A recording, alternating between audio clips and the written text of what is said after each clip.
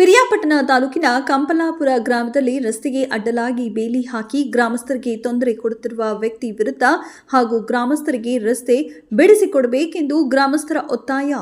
ಸುಮಾರು 40 ವರ್ಷಗಳಿಂದ ಸುಮಾರು 20ಕ್ಕೂ ಹೆಚ್ಚು ಕುಟುಂಬಗಳು ತಿರುಗಾಡಿಕೊಂಡು ಇದ್ದ ಸಾರ್ವಜನಿಕ ರಸ್ತೆಯನ್ನ ಜಮೀನಿನ ಮಾಲೀಕರು ನಮಗೆ ಸೇರಿದ ಜಾಗ ಎಂದು ಹೇಳಿ ರಾತ್ರಿ ವೇಳೆಯಲ್ಲಿ ಜೆಸಿಬಿಯಲ್ಲಿ ರಸ್ತೆಯನ್ನ ಅಗೆದು ಬೇಲಿ ಹಾಕಿದ್ದು ಇದರಿಂದ ಸಾರ್ವಜನಿಕರಿಗೆ ತೊಂದರೆಯಾಗಿದ್ದು ಸಚಿವ ಕೆ ವೆಂಕಟೇಶ ಹಾಗೂ ತಹಶೀಲ್ದಾರ್ ಹಾಗೂ ಬಿಎಚ್ಇ ಪೊಲೀಸ್ ಇಲಾಖೆ ಗ್ರಾಮಸ್ಥರಿಗೆ ರಸ್ತೆ, ಶಾಲಾ ಮಕ್ಕಳು, ವಯಸ್ಸಾದ ವೃದ್ಧರು ತಿರುಗಾಡಲು ಅವಕಾಶ ಮಾಡಿಕೊಡಬೇಕು ಎಂದು ಗ್ರಾಮಸ್ಥರು ಒತ್ತಾಯಿಸಿದ್ದಾರೆ.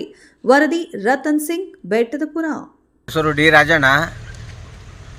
40-50 ವರ್ಷದಿಂದ ಈ ರೋಡ್ ಆಗಿರೋದು. ಆಗ್ಲಿಂದ ಸುಮ್ಮನೆ ಇದ್ದವರು ಇವಾಗ ಬಂದು ನಮಗೆ ಸೇರ್ಕೋತದೆ ಅಂತ ಅಂದ್ಬಿಟ್ಟು ಈ JCB ರಾತೆ ಹಾಕ್ಸಿರೋದು. ಇದನ್ನು ಅಗಿಸ್ಬಿಟ್ಟು ನಾವು ಏನಾದ್ರು ಅಕಸ್ಮಾತ್ ಈಗ ಯಾಕೆ ಮಾಡಿದ್ರಿ ಅಂತ ನಮಗೆ ದೌರ್ಜನ್ಯ ಜಗಳಕ್ಕೂ ಬಂದರು.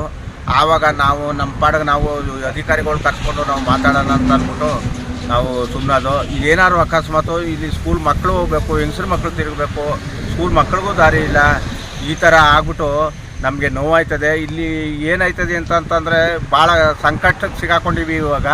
ಆದ್ದರಿಂದ ತಾವು ಪೊಲೀಸ್ನವರೇ ಆಗಲಿ ಮತ್ತು ನಮ್ಮ ತಹಸೀಲ್ದಾರ್ಗಳೇ ಆಗಲಿ, AC ಅವರಾಗಲಿ ನಮ್ಮನ್ನು ಕಾಪಾಡಬೇಕು ಅಂತ ಕೃಪೆಯಿಂದ ಕಳಕಳೆಯಿಂದ ನಾವು ಬೇಡ್ಕೋತಾ ಇದ್ದೀವಿ ಸ್ವಾಮಿ.